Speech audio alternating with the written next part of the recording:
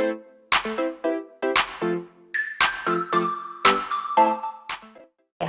USG friends, ketemu lagi nih. Thank you so much udah join our podcast for today. Kali ini buat teman-teman yang mungkin baru pertama kali denger nih USG Education, aku infoin sedikit nih tentang USG Education itu apa. USG Education adalah International Education Pathway Provider in Indonesia, di mana kita menyelenggarakan program-program yang bisa menolong kalian mempersiapkan untuk melanjutkan studi ke luar negeri.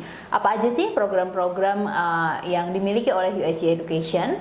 Kita punya International A-Level dan International GCSE program, which is ini adalah International High School Qualification yang bisa kalian ambil untuk menolong kalian terbiasa dengan kurikulum yang ada di universitas yang ada di luar negeri. Dan selain itu kita juga punya International High School Qualification dari UK lainnya, yakni BTEC level 2, which is it's a vocational program yang akan menolong kalian untuk bisa melanjutkan ke BTEC level yang berikutnya, which is level 3 until 5, sebelum kalian bisa melanjutkan final year kalian di university di UK. Dan selain itu kita juga punya UNSW Foundation Program under UniPrep, di mana ini adalah program persiapan buat teman-teman yang pengen melanjutkan studinya ke Australia. Kita juga punya UTS College Diploma Program under University of Technology Sydney, di mana kalian bisa mengambil kuliah 1 tahun di Jakarta untuk melanjutkan perkuliahan tahun kedua di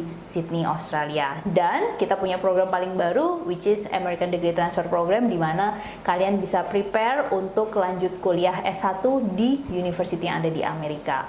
Banyak banget ya USG Friends program-program USG Education ini, dan kali ini saya sudah kedatangan tamu spesial. We have Olivia Soebandi, or we may call me Olivia. Oli. Or Ollie. Alright. So we have Oli here. Oli is the third year student at University of California, Berkeley. Dan Olivia is an Indonesian American. Hi Oli, how are you doing? Hi, I'm doing alright. How about yourself? Thank you so much for joining our podcast for course, today. my pleasure. Welcome back to Jakarta. Thank you. And teman-teman di sini mungkin udah penasaran gitu ya. Indonesian American maksudnya gimana sih? Nah, Olivia ini punya status kewarganegaraan dari US, jadi she own US citizenship karena memang lahir di Amerika ya. Nah, mungkin Olivia nanti akan cerita a little bit tentang journey-nya sampai bisa melanjutkan studi di US. So, please, Oli. Alright. So, again, my name is Olivia. I was born in the United States. I was born in California in the city of Silmar. So it's a little bit further away from LA, which is the place that most people know. I lived there since I was born until I was about 8 years old, and then I moved to Jakarta, Indonesia, and I lived here for about 8 years. So from the 2nd grade of elementary school up till like my 1st year of high school, but I didn't quite finish it. And then in 2016, I moved back to the States and I finished high school there, and I continued after that to community college, and now I'm here today, going to UC Berkeley. Alright, so sebagai seorang US citizens, tell us your journey to UC Berkeley since saya yakin banyak banget USG friends di sini yang juga pengen ya ngelanjutin kuliah ke UC Berkeley. It's like a dream university lah ya buat kita juga yang ada di Indonesia, especially in Jakarta. Mungkin Oli, you can tell us about it. So as I mentioned before, I did start high school here, and since high school here is 4 years, so you start when you're in I think it's your 1st year of middle school back in America, if I'm not mistaken. So when I did start like high school here, my thoughts was like I wasn't gonna go back to the States at the beginning. So I was like, oh, I'll probably like finish here and then go to some type of university that I was ambitious about.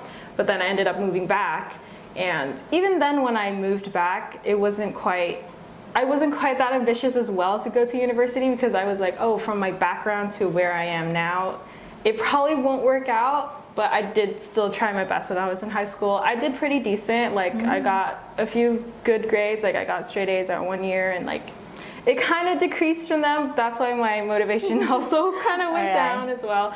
And then I eventually graduated, and I didn't know what I wanted to do or where I wanted to go. So I ended up going to community college, All right. which was one of the best decisions I feel like I've made in my lifetime, because not only did it give me time to think about what I wanted to do, it also helped me financially, because wherever you go, college, university is going to be expensive. So yeah, that really helped me with it.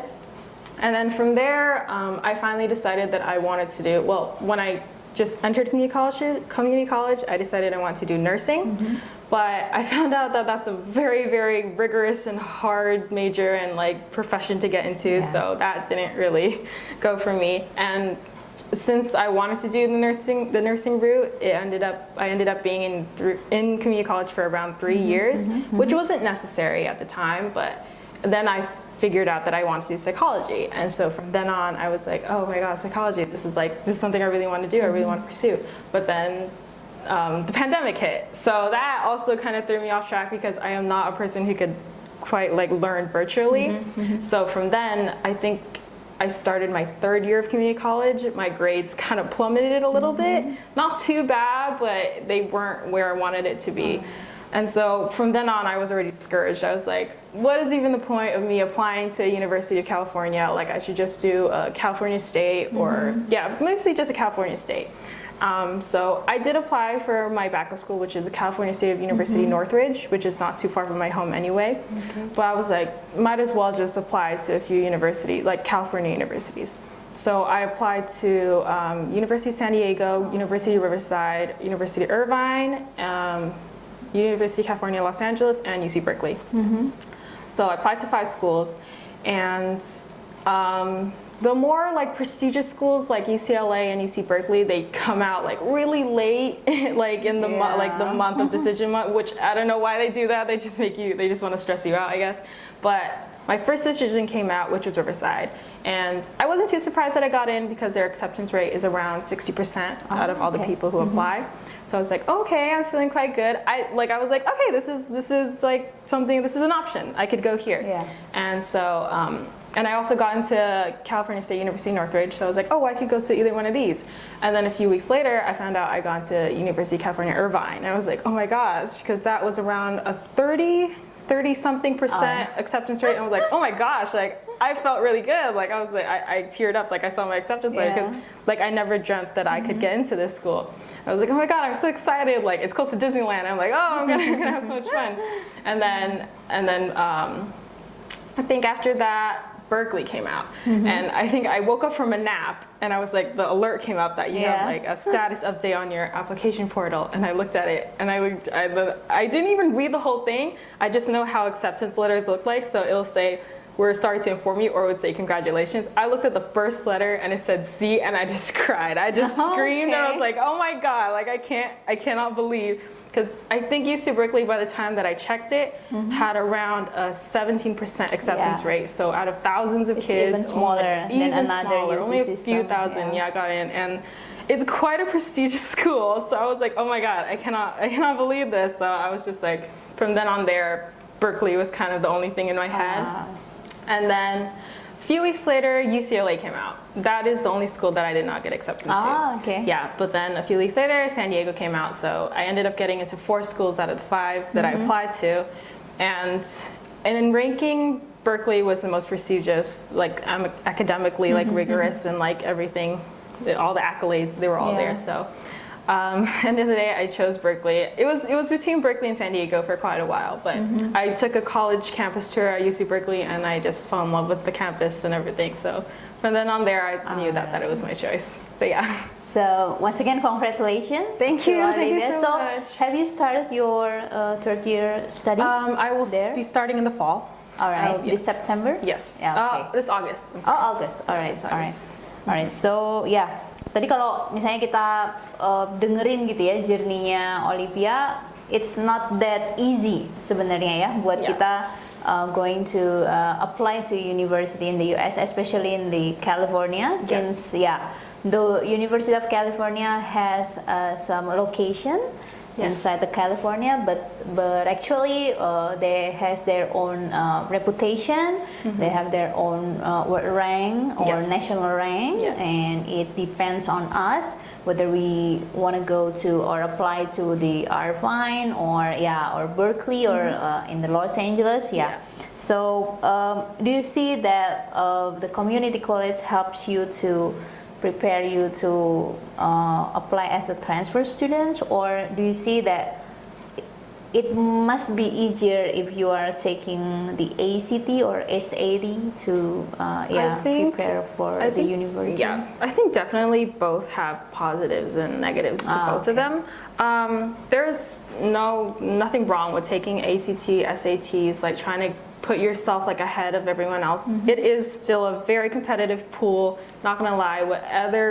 Whichever path you take, it's gonna be competitive, and you always want to look at like acceptance rates and like try weigh each school. But I personally only took the SAT once. I did not take the ACT.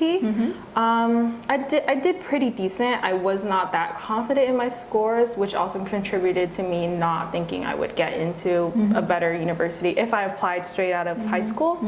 But definitely with community college, I think personally my academics, they are not terrible. They're a little bit above average, so I think that also put me a push. But what really in my application that really put me like above the rest was my extracurriculars. During the time of community college, it's not going to be as rigorous that it would be if you were in a University of California, because it would be non-stack academics. The classes would be harder. Not that the material would be different from you going to a community college or a university. They would be the exact same, but with a community college, it's more relaxed, it's more laid back. Like all the classes you take will be accustomed to you. You take it at your pace, at whatever you want. So it gives you a lot of time to, for example, have a part-time job or do like more like volunteer work or like community work, which that's what I put myself into. So I took a lot of time like volunteering in my community, trying to volunteer at my Indonesian community, my local mosque, just around like my area, stuff like that. And I would put that all on my UC application. And I filled out, like, they only give you 15 slots about things that you could put on it, and I filled out every single thing, because that's how many, like, I did more than 15 things, but like I had that many things I did that I could put it on there. And I have over 300 hours of like community service. Like I have a lot of those stuff. And I also had time to have a part-time job, which I had for around a year, which also put me an edge specifically in the major that I was pursuing. So yeah, most definitely nothing wrong with doing it straight out of high school. You just make sure you put yourself out there and like put out the best application that you could put out. But if you feel like it's a little bit too much pressure on yourself to get it all done right after high school, I would definitely recommend someone to go to community college first. No matter it be someone like from like born in like in the US, be a citizen, or even coming from like internationally. It'll save you a lot of money. It will save you a lot of time. Community college is one of the well-known option for us who wish to apply to US university, since as we look at the tuition, it's much more cheaper than the university one. And besides that, Oli has already explained us that we tend to more laid back. We tend to have much opportunity to spend our time for the community, that's much bakal kasih kita kesempatan juga buat menunjukkan in our university application that we already done much things before join the university, dan itu bakal jadi nilai plus ya Olia buat the admission process di US University. Nah, buat teman-teman nih, kalau tadi Olivia sedikit cerita tentang the benefit of doing community college in the United States. Buat kalian juga nih yang mungkin memang udah ada kepengenan rencana buat kuliah ke Amerika, ada juga loh ternyata cara yang bisa ditempuh buat kita apply to US University. Caranya mungkin belum gitu familiar buat kita yang ada di Indonesia, buat kita yang di Jakarta. Tapi US Education kasih option ini untuk mempermudah jalan kita masuk ke US University.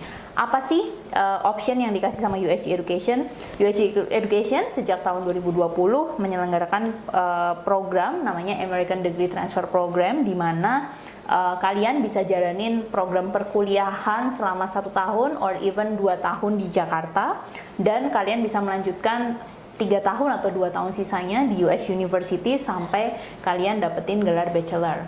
It's one of cheaper option juga, karena kalian melakukan proses adaptasi itu di Jakarta, kalian masih tinggal sama keluarga, kalian dihandle sama dosen-dosen, most of them are Indonesian di US Education, tapi mereka berkualitas seperti dosen-dosen yang mengajar di institusi yang ada di luar negeri.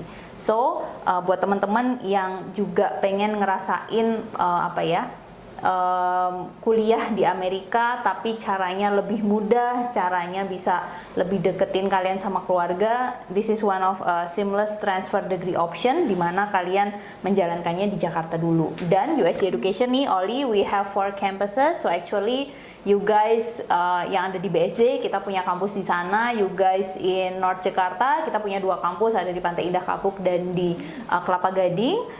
You guys yang ada di East Jakarta or perhaps in South Jakarta, kita juga punya di area Pondok Indah. So memang kita punya 4 lokasi ini sebetulnya untuk semakin mendekatkan kalian ke kampus kita yang akan menolong kalian untuk prepare untuk melanjutkan studi ke luar negeri. Karena kayak tadi aja Oli dari mana tadi sebelum kesini itu udah macet banget ya. That's why kita pengen nggak pengen kalian tuh kelamaan di jalan lah ya. That's why kita mendekatkan kampus-kampus kita dengan marketnya kita. Menarik banget nih sharingnya Oli, yang pasti saya yakin akan memberikan inspirasi buat USG friends semua yang sudah stay tune di podcast kita hari ini. Nah, back to Oli, teman-teman juga mungkin kemarin di sosial media scroll berita banyak banget ya headlines that cover shooting in the United States, dan banyak juga sih pastinya parents kalian or even kalian yang worry nih,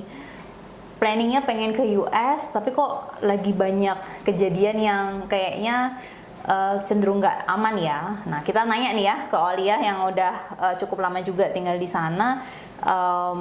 Do you see is it safe for us Indonesian to study in the States right now? And do you have any insight for any of us who want to study in the US? At the same time, we are afraid with the news.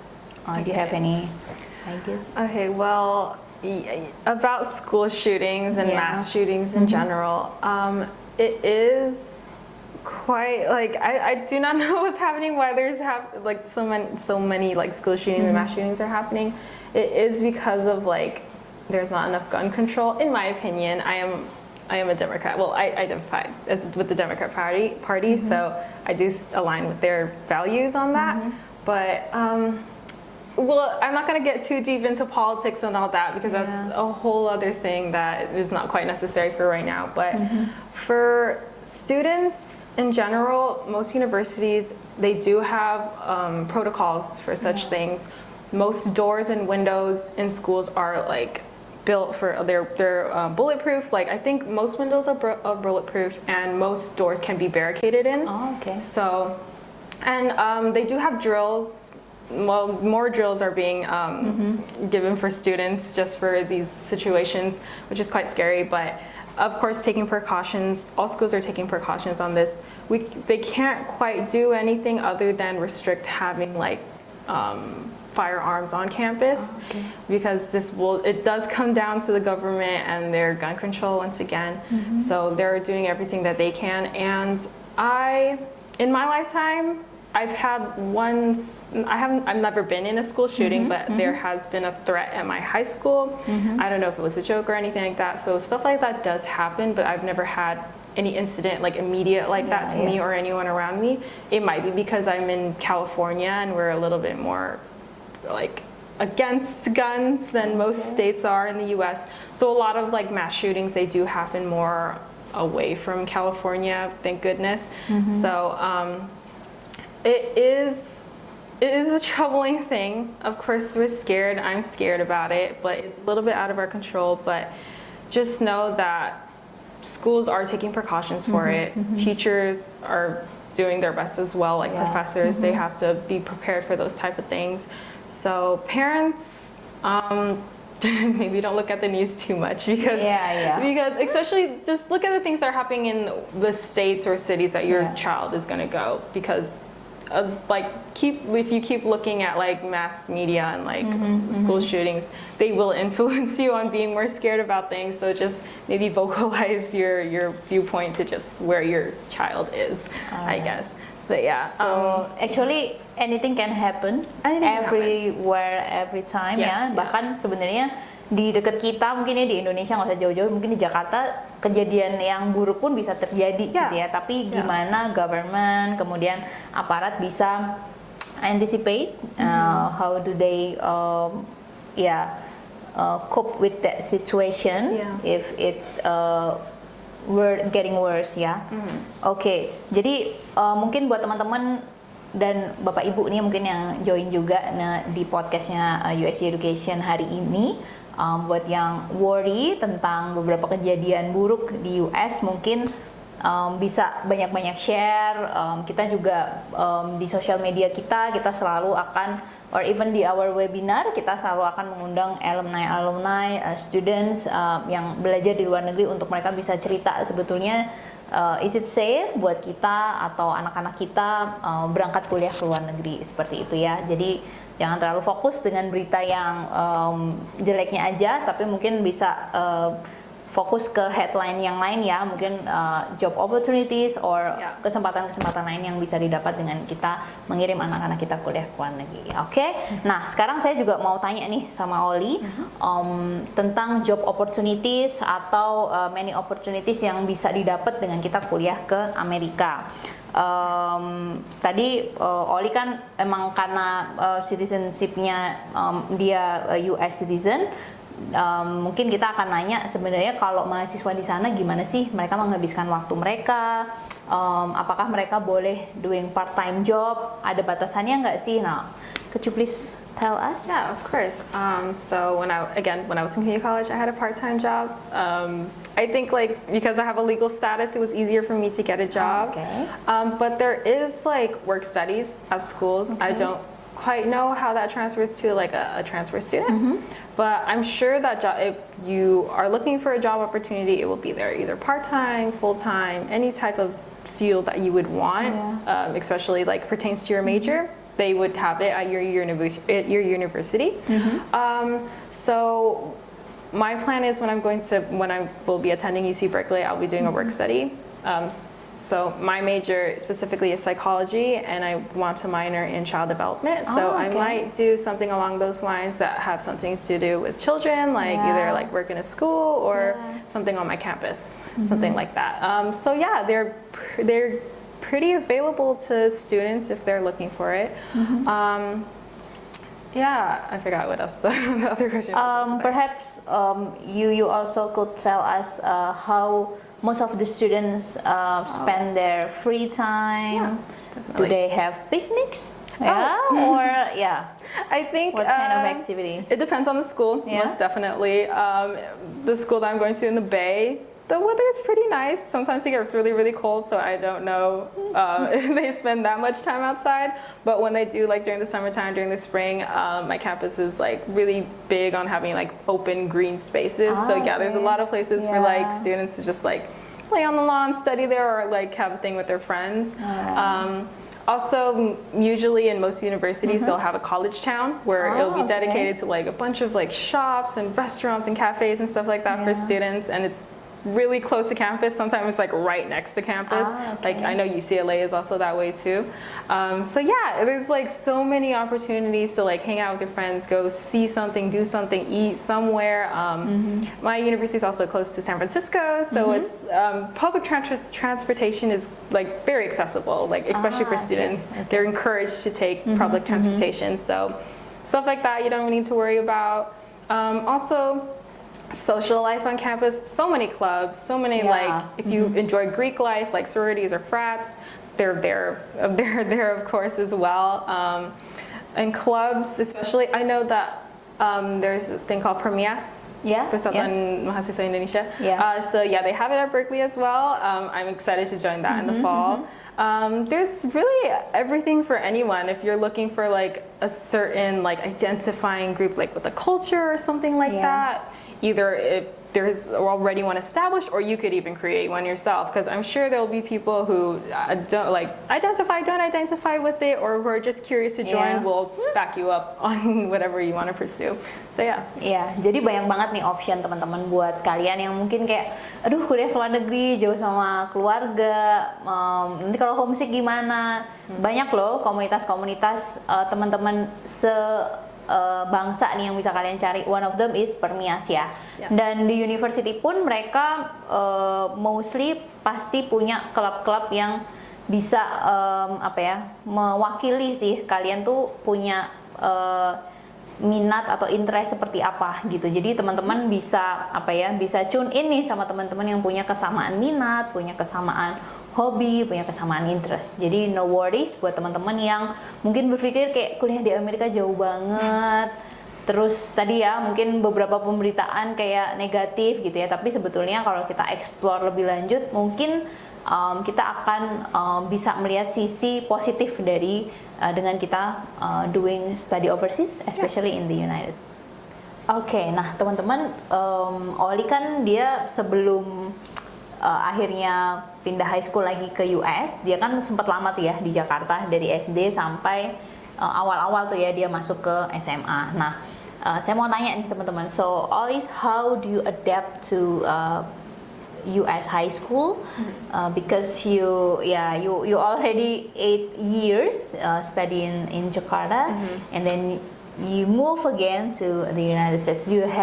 Do you see any differences perhaps in the way of the teachers deliver the materials in the classroom, or Okay, well, there's a lot of adapting you have to do for sure, moving from Indonesia to I think anywhere really.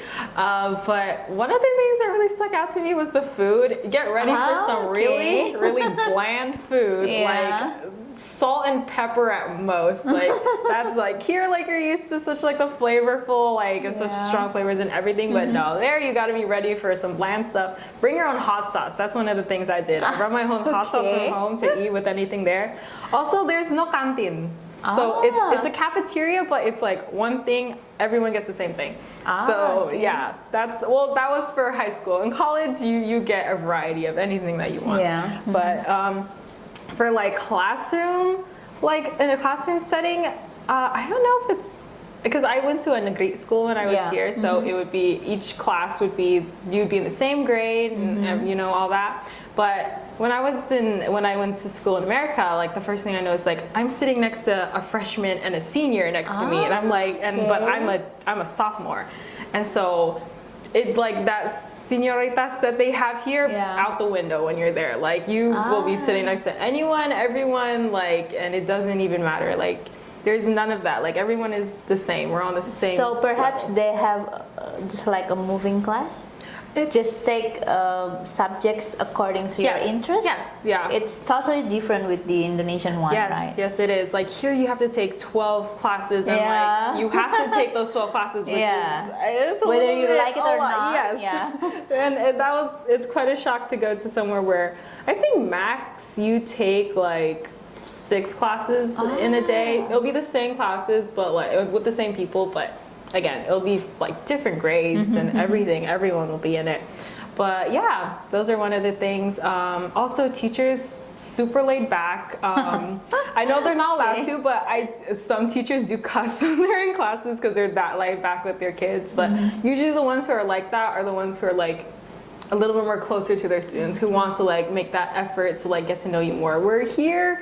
Like teachers and students, they have that firm line of I'm here teacher, you are here student, you listen to me, that type of thing. Where they really want you to have your ideas. Like teachers will usually talk less than the students will, because they want you to have your ideas. They want you to branch out and talk to people and bounce off of each other. So yeah, those are things you should get ready for. Talking a lot more. Menarik banget ya teman-teman pastinya, tapi semoga nggak nggak bikin kalian kaget nih, apalagi kalau kita kan sekarang ngomonginnya how we adapt from Indonesian high school to US University, right? Yes. Okay. So buat teman-teman, ternyata seru banget ceritanya Oli. Next year perhaps Oli will have her summer holiday in Jakarta. Ya, nanti kita reach Oli untuk kita tahu how does a year in the UC Berkeley, karena Oli baru akan mulai nanti August. So buat teman-teman, thank you banget udah join di podcast kita hari ini, USG Friends. Jangan lupa stay tune di social media kita, di Instagram @usg.education. Teman-teman nanti bisa dapat update tentang event-event yang kita bikin buat memperkaya knowledge kalian soal study overseas dan secara khusus tentang study in the United States. Jangan lupa juga follow Instagram kita @uic.adtp. Ini adalah satu akun khusus yang memang kita create buat kita bahas soal seluk-beluk kuliah di Amerika. So teman-teman, thank you so much sudah join. Olivia, thank you so much my pleasure. for coming to our campus and enjoy Jakarta. So Thank you you. will be in Jakarta until next week. until I'll be next moving week. quite soon. All right. So yeah, we still have you visit Bali this holiday? No, not this holiday. I'm staying just local with family for right now. All right. Yep. So enjoy your time with your Thank you. family. Thank you so much USG friends. Stay tuned di podcast kita yang selanjutnya. Bye.